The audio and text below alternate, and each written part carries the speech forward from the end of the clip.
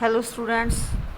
हाँ जी बेटा, we are ready for the fourth video, history chapter 3, Nazism and the rise of Hitler. ठीक है। So now we will discuss about political radicalism and economic crisis. So बच्चों, already we have discussed कि Germany की जो स्थिति है वो किस तरह की सी। ठीक है। एक पासे राजे वेमार रिपब्लिक जिहड़ा हैगा उसका बर्थ होया सी और उस दे नाल ही दूसरे पासे स्पार्टसिस्ट लीग जिहड़ी है वो भी अपराइज हो रही सी।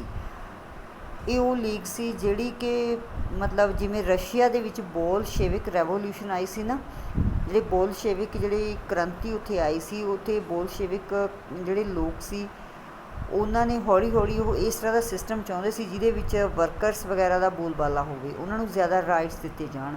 ठीक है। तो हौली हौली ये बोलशेविक जिहड़ी पार्टी सी हौली हौली ये की बन गई सी, उत्थों दी कम्यूनिस्ट पार्टी बन गई सी। ठीक है। तो उस तरह का ही पैटर्न ये लोग चाहते सी कि उस तरह की इत्थे भी जिहड़ी सिस्टम है वो होना चाहिए। ठीक है। The Spartacist founded the Communist Party of Germany.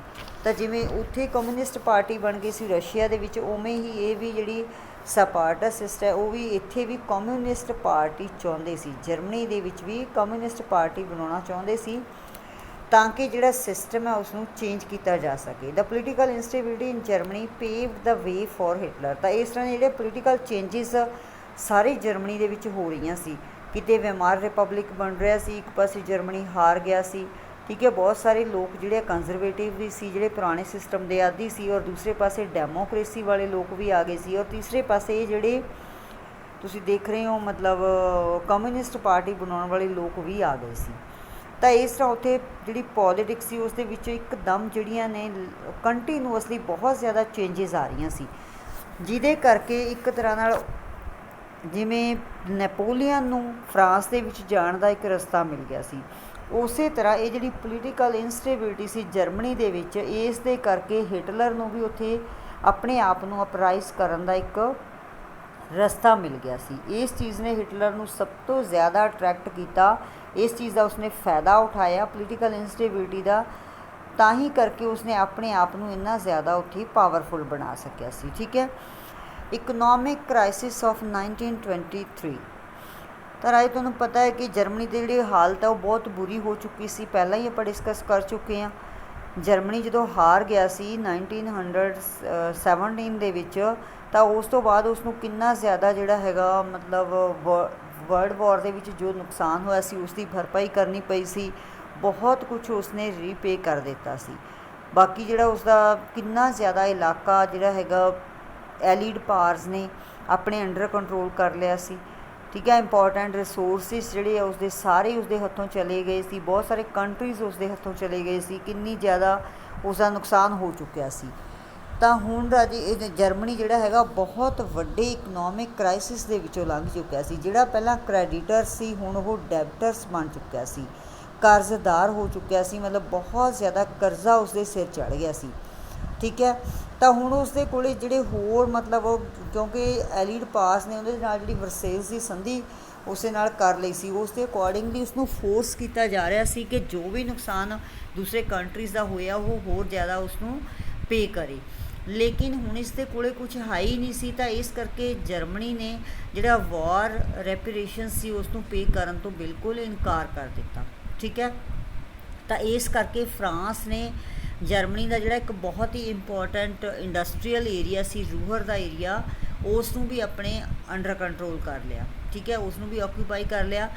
Germany retaliated with printed paper currency recklessly. तो जर्मनी ने एक रस्ता लभ्या, जिवें आपां कहने ना आपां नूं भी लगदा हुंदा है कि कोई भी कंट्री पैसे बनाने वास्ते उसके कोले मशीनां हैगियां ने, जिन्ने मर्जी पैसे बना ले, बट इदां नहीं हुंदा। बहुत कुछ है इदां दा कि असीं इस तरह कोई भी कंट्री जिहड़ा हैगा वो करंसी इदां नहीं छाप सकदा। अगर वो इदां करेगा तो उसकी जिहड़ी वर्ल्ड के उपर वर्ल्ड लैवल के उपर जिहड़ी उसकी करंसी की वैल्यू है वो होर ज़्यादा नीचे आ जाएगी। ठीक है। होर भी बहुत कुछ इदां दा राजे कि अपनी मर्जी नाल इदां कोई भी नोट वगैरह नहीं छापे जा सकते। ठीक है। तो इस करके लेकिन जर्मनी कोले हुण कोई सिचुएशन नहीं सी, उसने बहुत ज़्यादा जिहड़ी पेपर करंसी है वो ਛਾਪਣੀ ਸ਼ੁਰੂ ਕਰ ਦਿੱਤੀ। ਠੀਕ ਹੈ, ਦ ਵੈਲਿਊ ਆਫ ਦ ਮਾਰਕ ਕੋਲੈਪਸਡ, ਤਾਂ ਇਸ ਕਰਕੇ ਉਸ ਦੀ ਜਿਹੜੀ ਵੈਲਿਊ ਹੈ ਓਬਵੀਅਸਲੀ ਬਹੁਤ ਜ਼ਿਆਦਾ ਕੋਲੈਪਸ ਹੋ ਗਈ, ਨੀਚੇ ਗਿਰ ਗਈ। ਠੀਕ ਹੈ, ਦੂਸਰੇ ਪਾਸੇ ਜਿਹੜੀਆਂ ਚੀਜ਼ਾਂ ਸੀ ਉਹਨਾਂ ਦਾ ਰੇਟ ਬਹੁਤ ਜ਼ਿਆਦਾ ਹਾਈ ਹੋ ਗਿਆ, ਬਹੁਤ ਮਹਿੰਗਾਈ ਉੱਥੇ ਵੱਧ ਗਈ। ਬੇਸ਼ੱਕ ਉਹਨੇ, ਕਿਉਂਕਿ ਉਹਦੇ ਕੋਲ ਪੈਸਾ ਕੋਈ ਹੈ ਨਹੀਂ ਸੀ ਪੇ ਕਰਨ ਵਾਸਤੇ, ਤਾਂ ਦੂਸਰੇ ਪਾਸੇ ਉਸਦਾ ਜਿਹੜਾ ਹੈਗਾ ਮਤਲਬ ਟਰੇਡ ਵਗੈਰਾ ਸਭ ਕੁਝ ਤਬਾਹ ਹੋ ਚੁੱਕਿਆ ਸੀ। ਇਸ ਕਰਕੇ ਉੱਥੇ ਲੋਕਾਂ ਨੂੰ ਰੋਟੀ ਦੇ ਲਈ ਵੀ ਬਹੁਤ ਜ਼ਿਆਦਾ ਕੀਮਤ ਚੁਕਾਉਣੀ ਪੈ ਰਹੀ ਸੀ। ਜਿਵੇਂ ਆਪਾਂ ਦੇਖ ਚੁੱਕੇ ਹਾਂ ਕਿ ਮਿਲਟਰੀ ਜਿਹੜੀ ਕਿ ਹਾਈ ਰੈਂਕ ਵਾਲੀ ਮੰਨੀ ਜਾਂਦੀ ਸੀ, ਉਹਨਾਂ ਨੂੰ ਵੀ ਰੋਟੀ ਦਾ ਕੋਈ ਸਾਧਨ ਨਹੀਂ ਸੀ। ਇੰਨੀ ਬੁਰੀ ਹਾਲਤ ਮਿਲਟਰੀ ਵਾਲੇ ਸੋਲਜਰਸ ਦੀ ਵੀ ਹੋ ਚੁੱਕੀ ਸੀ, ਔਰ ਆਮ ਪਬਲਿਕ ਦਾ ਤਾਂ ਉਸ ਤੋਂ ਵੀ ਬੁਰਾ ਹਾਲ ਸੀ। ਉੱਤੋਂ ਇਹਨਾਂ ਦੀ ਜਿਹੜੀ ਕਰੰਸੀ ਹੋਰ ਜ਼ਿਆਦਾ ਛਾਪ ਲਈ ਸੀ, ਉਹਦੀ ਕੀਮਤ ਗਿਰਨ ਦੇ ਨਾਲ ਜਿਹੜੇ ਪ੍ਰਾਈਸਿਸ ਹੈ ਬਾਜ਼ਾਰ ਦੇ ਵਿੱਚ ਚੀਜ਼ਾਂ ਜਿਹੜੀਆਂ ਲੋਕਾਂ ਨੂੰ ਲੈਣੀਆਂ ਪੈ ਰਹੀਆਂ ਸੀ, ਉਹਨਾਂ ਨੂੰ ਬਹੁਤ ਜ਼ਿਆਦਾ ਉਹਨਾਂ ਦੇ ਰੇਟ ਹਾਈ ਹੋ ਚੁੱਕੇ ਸੀ। ਤਾਂ ਇਸ ਕਰਕੇ ਇੱਥੇ ਹਾਈਪਰ ਇਨਫਲੇਸ਼ਨ ਦੀ ਸਿਚੁਏਸ਼ਨ ਪੈਦਾ ਹੋ ਗਈ ਸੀ। ਠੀਕ ਹੈ, ਹਾਈਪਰ ਇਨਫਲੇਸ਼ਨ ਦਾ ਕੀ ਮਤਲਬ ਹੁੰਦਾ ਹੈ? A situation when prices rise phenomenally high, ਜਦੋਂ ਮਤਲਬ ਅੰਦਾਜ਼ੇ ਨਾਲੋਂ ਜ਼ਿਆਦਾ, ਆਮ ਕਰਕੇ ਜਿਹੜੀ ਚੀਜ਼ਾਂ ਦੀ ਕੀਮਤ ਆ ਉਹ ਵੱਧਦੀ ਰਹਿੰਦੀ ਘਟਦੀ ਰਹਿੰਦੀ ਹੈ, ਕੋਈ ਪ੍ਰੋਬਲਮ ਨਹੀਂ ਹੁੰਦੀ। ਲੇਕਿਨ ਜਦੋਂ ਅੰਦਾਜ਼ੇ ਤੋਂ, ਸਾਡੀ ਸੋਚ ਤੋਂ ਵੀ ਜ਼ਿਆਦਾ ਇੱਕਦਮ ਬਹੁਤ ਜ਼ਿਆਦਾ ਪ੍ਰਾਈਸਿਸ ਜਿਹੜੀਆਂ ਰਾਈਜ਼ ਅਪ ਹੋ ਜਾਣ, ਉਹਨੂੰ ਅਸੀਂ ਕਹਿੰਦੇ ਹਾਂ ਹਾਈਪਰ ਇਨਫਲੇਸ਼ਨ। ਠੀਕ ਹੈ, ਤਾਂ ਇੱਥੇ ਵੀ ਇਹ ਸਿਚੁਏਸ਼ਨ ਬਣ ਚੁੱਕੀ ਸੀ। ਤਾਂ ਹੁਣ ਜਰਮਨੀ ਕੋਲ ਕੋਈ ਰਸਤਾ ਨਹੀਂ ਸੀ, ਉੱਪਰੋਂ ਇਸ ਦੇ ਉੱਪਰ ਜਿਹੜਾ ਹੈਗਾ ਬਹੁਤ ਜ਼ਿਆਦਾ ਬਰਡਨ ਸੀ, ਜੋ ਇਹਨੂੰ ਜਿਹੜੇ ਐਲੀਡ ਪਾਵਰਸ ਨੇ ਉਹ ਫੋਰਸ ਕਰ ਰਹੀਆਂ ਸੀ ਕਿ ਜਿਹੜਾ ਵੀ ਇਸਨੇ ਕਰਜ਼ਾ ਵਗੈਰਾ ਇਸਦੇ ਸਿਰ ਹੈ ਉਹ ਸਾਰਾ ਪੇ ਕਰੇ, ਔਰ ਜਿਨ੍ਹਾਂ ਦਾ ਨੁਕਸਾਨ ਇਸਨੇ ਕੀਤਾ ਉਸ ਨੂੰ ਵੀ ਉਹ ਰੀਪੇ ਕਰੇ। ਤਾਂ ਇਸ ਸਿਚੁਏਸ਼ਨ ਦੇ ਵਿੱਚ ਅਮਰੀਕਾ ਇਸ ਦੀ ਸਪੋਰਟ ਦੇ ਵਿੱਚ ਆਇਆ, ਜਰਮਨੀ ਦੀ ਸਪੋਰਟ ਦੇ ਵਿੱਚ। ਉਹ ਕਹਿੰਦੇ ਆਪਾਂ ਬੇਲਡ ਕਰਾ ਲਈ, ਇੱਕ ਕੈਦੀ ਨੂੰ ਜਦੋਂ ਜੇਲ੍ਹ ਦੇ ਵਿੱਚੋਂ ਛੁਡਾਉਣਾ ਹੁੰਦਾ ਤਾਂ ਉਸਦੀ ਜ਼ਮਾਨਤ ਕਰਵਾਈ ਜਾਂਦੀ ਹੈ, ਬੇਲ ਕਰਵਾਈ ਜਾਂਦੀ ਹੈ। ਤਾਂ ਅਮਰੀਕਾ ਅਮਰੀਕਾ ਨੇ ਇੱਥੇ ਆ ਕੇ ਇਸ ਦੀ ਮਤਲਬ ਕੰਟਰੀ ਦੇ ਵਿੱਚ ਇੰਟਰਵੇਨ ਕਰਕੇ ਇਸ ਨੂੰ ਇੱਕ ਬੇਲ ਕਰਾਉਣ ਦਾ ਕੰਮ ਕੀਤਾ, ਤਾਂ ਕਿ ਉਹ ਇਸ ਨੂੰ ਇਸ ਇਕਨੋਮਿਕ ਕ੍ਰਾਈਸਿਸ ਦੇ ਵਿੱਚੋਂ ਕੱਢ ਸਕੇ। ਅਮਰੀਕਾ ਨੇ ਕੀ ਕੀਤਾ? ਡਾਵੇਸ ਪਲਾਨ ਉਸ ਦੇ ਵਾਸਤੇ ਇੰਟਰੋਡਿਊਸ ਕੀਤਾ, ਮਤਲਬ ਉਸ ਨੂੰ ਕਰਜ਼ਾ ਦੇਣ ਦੀ ਤਜਵੀਜ਼ ਰੱਖੀ ਕਿ ਅਮਰੀਕਾ ਉਸ ਨੂੰ ਕਰਜ਼ਾ ਦੇਗਾ, ਲੋਨ ਦੇਗਾ, ਜਿਹਦੇ ਕਰਕੇ ਜਰਮਨੀ ਜੋ ਵੀ ਉਸਦੇ ਖਰਚੇ ਆ ਉਹਨਾਂ ਨੂੰ ਪੂਰੇ ਕਰ ਸਕੇਗਾ, ਤਾਂ ਕਿ ਇੰਨਾ ਵੱਡਾ ਇਕਨੋਮਿਕ ਕ੍ਰਾਈਸਿਸ ਜਿਹੜਾ ਇੱਥੇ ਚੱਲ ਰਿਹਾ, ਲੋਕਾਂ ਦੀ ਕੁਝ ਹੈਲਪ ਹੋ ਸਕੇ, ਜਰਮਨੀ ਦੀ ਕੁਝ ਹੈਲਪ ਹੋ ਸਕੇ। ਠੀਕ ਹੈ, ਤਾਂ ਇਸ ਸਮੇਂ ਅਮਰੀਕਾ ਨੇ ਆ ਕੇ ਇਸ ਦਾ ਹੱਥ ਫੜਿਆ।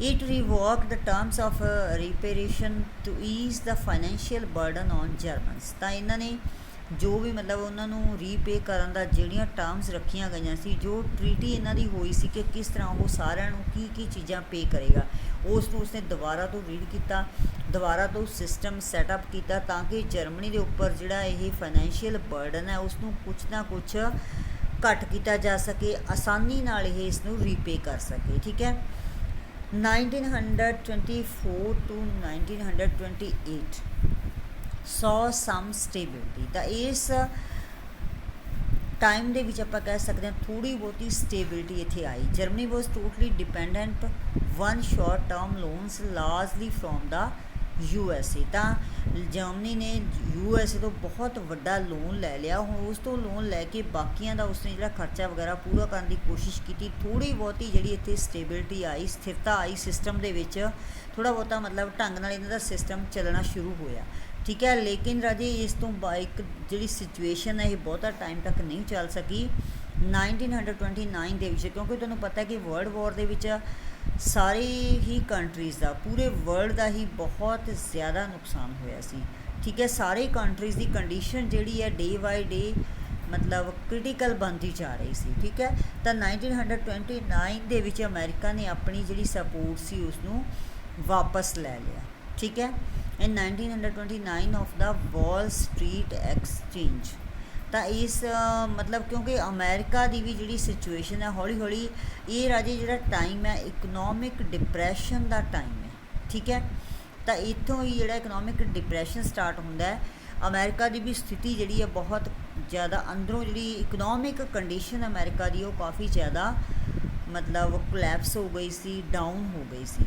ਤਾਂ ਇਸ ਦਾ ਆਪਣਾ USA ਦਾ ਜਿਹੜਾ ਇਨਕਮ ਹੈ ਉਹ ਵੀ ਨੈਸ਼ਨਲ ਇਨਕਮ ਜਿਹੜੀ ਹੈ ਬਹੁਤ ਘੱਟ ਗਈ ਸੀ, ਉਹ ਨੀਅਰ ਅਬਾਊਟ ਹਾਫ ਤੱਕ ਪਹੁੰਚ ਗਈ ਸੀ। ਪਹਿਲਾਂ ਆਪਾਂ ਤੁਹਾਨੂੰ ਯਾਦ ਹੋਏਗਾ ਪਿਛਲੇ ਚੈਪਟਰ ਦੇ ਵਿੱਚ ਆਪਾਂ ਡਿਸਕਸ ਕਰ ਚੁੱਕੇ ਹਾਂ, ਤੁਸੀਂ ਵੀ ਪੜ੍ਹਿਆ ਹੋਏਗਾ ਜਦੋਂ ਅਸੀਂ ਦੇਖਿਆ ਕਿ ਜਿਹੜਾ ਵਰਲਡ ਟ੍ਰੇਡ ਸੀ, ਵਰਲਡ ਟ੍ਰੇਡ ਦੇ ਉੱਪਰ ਫਸਟ ਵਰਲਡ ਵਾਰ ਦਾ ਬਹੁਤ ਜ਼ਿਆਦਾ ਅਸਰ ਹੋਇਆ ਸੀ। ਬਹੁਤ ਸਾਰੇ ਕੰਟਰੀਜ਼ ਦਾ ਆਪਸ ਦੇ ਵਿੱਚ ਟ੍ਰੇਡ ਜਿਹੜਾ ਹੈਗਾ ਟੁੱਟ ਗਿਆ ਸੀ, ਠੀਕ ਹੈ। ਰੂਟਸ ਵਗੈਰਾ ਟੁੱਟ ਗਏ ਸੀ, ਕਿੰਨੀਆਂ ਹੀ ਤੁਹਾਨੂੰ ਪਤਾ ਹੈ ਰੇਲਵੇ ਰੂਟਸ ਵਗੈਰਾ ਸਭ ਕੁਝ ਜਿਹੜਾ ਹੈਗਾ ਤਬਾਹ ਹੋ ਚੁੱਕਿਆ ਸੀ।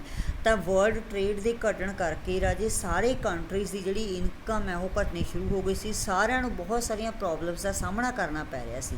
ਤਾਂ ਇਸ ਸਿਚੁਏਸ਼ਨ ਨੂੰ ਇਕਨੋਮਿਕ ਡਿਪਰੈਸ਼ਨ ਦਾ ਨਾਮ ਦਿੱਤਾ ਗਿਆ, ਠੀਕ ਹੈ। ਅਮਰੀਕਾ ਵੀ ਇਸ ਤੋਂ ਮਤਲਬ ਬਚ ਨਹੀਂ ਸਕਿਆ ਸੀ, ਕਿਉਂਕਿ ਉਹ ਵੀ ਵਰਲਡ ਵਾਰ ਦੇ ਵਿੱਚ ਸ਼ਾਮਿਲ ਸੀ ਔਰ ਇਸ ਦਾ ਵੀ ਟ੍ਰੇਡ ਜਿਹੜਾ ਬਾਹਰਲੇ ਕੰਟਰੀਜ਼ ਦੇ ਨਾਲ ਬਹੁਤ ਜ਼ਿਆਦਾ ਚੱਲਦਾ ਸੀ। ਆਪਣੇ ਕੰਟਰੀਜ਼ ਦੇ ਵਿੱਚ ਵੀ ਉਹਨਾਂ ਦਾ ਬਹੁਤ ਨੁਕਸਾਨ ਹਰ ਇੱਕ ਕੰਟਰੀ ਦਾ ਹੋਇਆ ਸੀ।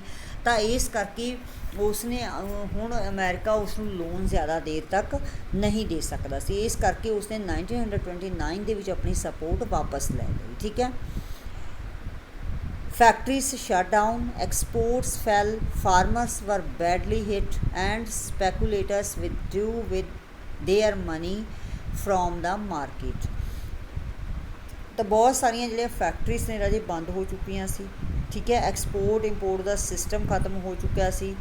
ਕਿਸਾਨ ਵੀ ਜਿਹੜੇ ਆ ਉਹਨਾਂ ਦੇ ਉੱਪਰ ਵੀ ਬਹੁਤ ਜ਼ਿਆਦਾ ਬੁਰਾ ਅਸਰ ਹੋਇਆ ਸੀ। ਕਿੰਨੇ ਹੀ ਇਲਾਕੇ ਆ ਜਦੋਂ ਲੜਾਈ ਹੁੰਦੀ ਹੈ, ਕਿਤੇ ਕੋਈ ਬੰਬ ਸਿੱਟਤਾ, ਕੋਈ ਗੋਲੇ ਵਰਾਤੇ, ਕੋਈ ਕੁਛ ਫਾਇਰਿੰਗ ਵਗੈਰਾ ਹੋ ਗਈ, ਹੈ ਨਾ। ਕਿਸਾਨਾਂ ਦੀਆਂ ਫਸਲਾਂ ਜਿਹੜੀਆਂ ਮਿਲਟਰੀ ਤਬਾਹ ਕਰ ਦਿੰਦੀ। ਤੁਹਾਨੂੰ ਪਤਾ ਹੈ ਕਿ ਛੋਟੀ ਮੋਟੀ ਲੜਾਈ ਨਹੀਂ ਸੀ, ਕਿੰਨੇ ਜ਼ਿਆਦਾ ਲੋਕ, ਲੱਖਾਂ ਦੀ ਗਿਣਤੀ ਵਿੱਚ ਲੋਕ ਮਾਰੇ ਗਏ ਨੇ। ਹੁਣ ਲੱਖਾਂ ਲੋਕ ਜਿਹੜੇ ਲੜਾਈ ਕਰ ਰਹੇ ਆ ਉਹ ਛੋਟੇ ਮੋਟੇ ਗਰਾਊਂਡ ਦੇ ਵਿੱਚ ਤਾਂ ਨਹੀਂ ਕਰ ਰਹੇ ਹੋਣਗੇ, ਠੀਕ ਹੈ। ਬਹੁਤ ਸਾਰਾ ਏਰੀਆ ਇਸ ਦੇ ਅੰਡਰ ਆ ਗਿਆ ਸੀ। ਇਸ ਕਰਕੇ ਬਹੁਤ ਜ਼ਿਆਦਾ ਨੁਕਸਾਨ ਜਿਹੜਾ ਹੈਗਾ ਕਿਸਾਨਾਂ ਦਾ ਵੀ ਹੋਇਆ ਸੀ। ਉਹਨਾਂ ਦੀ ਕੰਡੀਸ਼ਨ ਵੀ ਬਹੁਤ ਜ਼ਿਆਦਾ ਬੁਰੀ ਹੋ ਗਈ ਸੀ। ਤਾਂ ਮਾਰਕੀਟ ਦੇ ਵਿੱਚ ਰਾਜ ਤੁਹਾਨੂੰ ਪਤਾ ਜਿਹੜੇ ਸ਼ੇਅਰਸ ਹੈ ਉਹ ਡਾਊਨ ਹੋ ਰਹੇ ਸੀ। ਤੁਸੀਂ ਇਕਨੋਮਿਕਸ ਵੀ ਨਾਲ ਨਾਲ ਪੜ੍ਹੋਗੇ, ਜਿਹਦੇ ਵਿੱਚ ਕੀ ਹੁੰਦਾ ਜਦੋਂ ਪ੍ਰਾਈਸਿਸ ਵੱਧ ਜਾਂਦੀਆਂ, ਹੈ ਨਾ। ਬਹੁਤ ਸਾਰੇ ਲੋਕ ਆ ਜਿਹੜੇ ਮਾਰਕੀਟ ਦੇ ਵਿੱਚ ਆਪਣਾ ਪੈਸਾ ਇਨਵੈਸਟ ਕਰਦੇ ਆ, ਜਿਹਦੇ ਕਰਕੇ ਸਾਰਾ ਸਿਸਟਮ ਟ੍ਰੇਡ ਵਗੈਰਾ ਦਾ ਚੱਲਦਾ ਰਹਿੰਦਾ। ਤਾਂ ਜਦੋਂ ਰਾਜੇ ਮਾਰਕੀਟ ਦੇ ਵਿੱਚ ਜਿਹੜੀ ਕੀਮਤਾਂ ਘਟਣੀਆਂ ਸ਼ੁਰੂ ਹੋ ਜਾਂਦੀਆਂ ਤਾਂ ਇਹ ਲੋਕ ਫਿਰ ਇਹਨਾਂ ਨੂੰ ਡਰ ਹੁੰਦਾ ਕਿ ਆਪਣਾ ਪੈਸਾ ਵੀ ਕਿਤੇ ਮਾਰਕੀਟ ਦੇ ਵਿੱਚ ਡੁੱਬ ਨਾ ਜਾਵੇ। ਤਾਂ ਉਹਨਾਂ ਲੋਕਾਂ ਨੇ ਜਿਹੜੇ ਸਪੈਕੂਲੇਟਰ ਸੀ ਉਹਨਾਂ ਨੇ ਵੀ ਆਪਣੇ ਮਨੀ ਜਿਹੜੀ ਆ ਮਾਰਕੀਟ ਤੋਂ ਵਾਪਸ ਲੈ ਲਈ, ਵਿਦਡਰੋਅ ਕਰ ਲਈ, ਜਿਹਦੇ ਕਰਕੇ ਕੰਡੀਸ਼ਨ ਹੋਰ ਵੀ ਜ਼ਿਆਦਾ ਵਰਸ ਹੋ ਗਈ ਸੀ। The effects of this recession in the US economy were felt worldwide. ਇਕੱਲਾ ਇਹ USA ਦੀ ਗੱਲ ਹੀ ਨਹੀਂ ਹੈ, ਪੂਰੇ ਵਰਲਡ ਦੇ ਉੱਪਰ ਵੀ ਇਸ ਚੀਜ਼ ਦਾ ਬਹੁਤ ਜ਼ਿਆਦਾ ਅਸਰ ਪਿਆ ਸੀ, ਕਿਉਂਕਿ ਅਮਰੀਕਾ ਉਸ ਵੇਲੇ ਸੁਪਰ ਪਾਵਰ ਸੀ ਔਰ ਬਹੁਤ ਸਾਰੇ ਹੋਰ ਕੰਟਰੀਜ਼ ਨੇ ਜਿਹੜੇ ਉਸ ਦੇ ਉੱਪਰ ਡਿਪੈਂਡ ਕਰਦੇ ਸੀ। ਕਿੰਨੇ ਹੀ ਕੰਟਰੀ ਉਸ ਦੇ ਅੰਡਰ ਕੰਟਰੋਲ ਵੀ ਸੀ, ਹੈ ਨਾ। ਤਾਂ ਇਸ ਕਰਕੇ ਉੱਥੋਂ ਦੀ ਇਕੋਨਮੀ ਦੇ ਉੱਪਰ ਤਾਂ ਅਸਰ ਪਿਆ ਹੀ ਸੀ। ਬਾਕੀ ਸਾਰੇ ਕੰਟਰੀਜ਼ ਜਿਹੜੇ ਕਿ ਇਸ ਦੇ ਨਾਲ ਕਿਸੇ ਨਾ ਕਿਸੇ ਤਰੀਕੇ ਨਾਲ ਜੁੜੇ ਹੋਏ ਸੀ ਉਹਨਾਂ ਦੇ ਉੱਪਰ ਵੀ ਇਸ ਦਾ ਬਹੁਤ ਜ਼ਿਆਦਾ ਮਾੜਾ ਅਸਰ ਹੋਇਆ ਸੀ, ਠੀਕ ਹੈ। ਹਾਂਜੀ ਬੇਟਾ, ਬਾਕੀ ਆਪਾਂ ਨੈਕਸਟ ਵੀਡੀਓ 'ਚ ਕਰਦੇ ਹਾਂ।